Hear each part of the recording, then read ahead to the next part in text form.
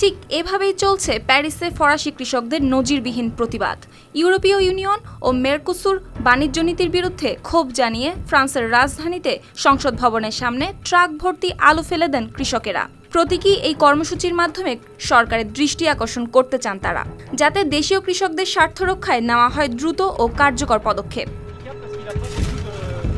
মঙ্গলবার প্যারিসের পালে বুর্বো এলাকায় এই বিক্ষোভে অংশ নেন শত শত কৃষক। ফরাসি কৃষি ইউনিয়ন FNSEA ও ইয়ং ফার্মার্স বা জুনিস এগ্রিকালচারের নেতৃত্বে জাতীয় সংসদ ভবনের সামনে ফেলে দেওয়া হয় প্রায় ৩০ টন আলু। এ সময় সংসদের দিকে যাওয়ার রাস্তায় আলু বোঝাই ট্রাকগুলো অবস্থান নিলে এলাকা জুড়ে তৈরি হয় অচলাবস্থা।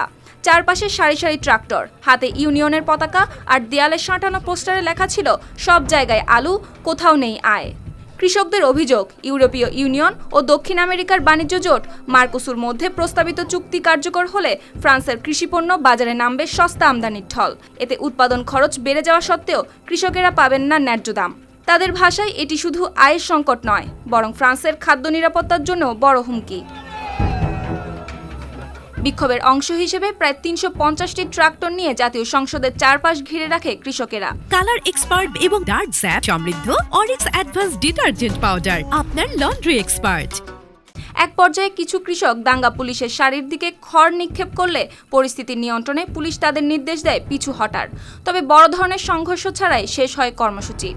এই প্রতিবাদটি হয়েছে এমন এক সময়ে যখন ইউরোপীয় ইউনিয়নের সদস্য রাষ্ট্রগুলো বাণিজ্য চুক্তিতে সাময়িকভাবে অনুমোদন দিয়েছে মার্কোসুরের সঙ্গে ১৫টি দেশের সমর্থনে, যা ইইউর প্রায় ৬৫% প্রতিনিধিত্ব করে এগিয়ে যায় সিদ্ধান্তটি। তবে ফ্রান্স সহ 5টি দেশ এর বিরোধিতা করে। ইউরোপীয় ইউনিয়নের সবচেয়ে বড় কৃষিপণ্য উৎপাদক হওয়ায় ফ্রান্সে এই চুক্তি নিয়ে দীর্ঘদিন ধরেই চলেছে কৃষক অসন্তোষ ও বিক্ষোভ। চুক্তিটি এগিয়ে গেলেও তা এখনও হচ্ছে না কার্যকর। বাস্তবায়নের জন্য ইউরোপীয় পার্লামেন্ট ও মার্কোসুরভুক্ত দেশগুলোর অনুমোদন এখনও প্রয়োজন।